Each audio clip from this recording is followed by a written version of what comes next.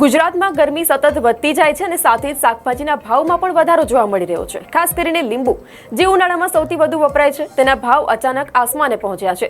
લીંબુના વધતા ભાવને લઈને ગૃહિણીઓમાં ચિંતા જોવા મળી રહી છે, કારણ કે આની સીધી અસર ગૃહસ્થી બજેટ અને આરોગ્ય પર અસર કરી શકે છે।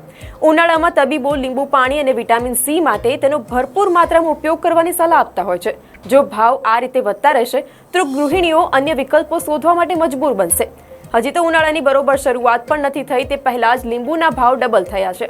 આ તરફ એવી પણ ચર્ચા છે કે હજી પણ લીંબુના ભાવ વધી શકે છે। ખબરો મુજબ એમ કહેવું ખોટું નથી કે રાજ્યમાં ગરમીની આગાહીના વચ્ચે લીંબુના ભાવ વધ્યા હોય। મહત્વનું છે કે હાલની સ્થિતિએ ગ્રાહકને એક લીંબુ 10 રૂપિયા સુધીમાં પડે છે, એટલે કે એક નંગ લીંબુ ખરીદવા માટે એક નોટ આપવી પડે છે।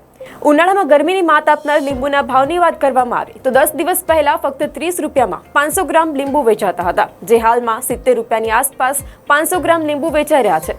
ગરમીથી રાહત મેળવવા માટે અને લૂથી બચવા માટે લોકો ઉનાળાની સિઝનમાં શેરડીના રસ, સિકંજીનું મોટા પ્રમાણમાં સેવન કરતા હોય છે અને એવામાં લીંબુના ભાવમાં જાણે કે ખટાશ આવી ગઈ હોય એમ ભાવ વધ્યા હોવાનું સામે આવી રહ્યું છે।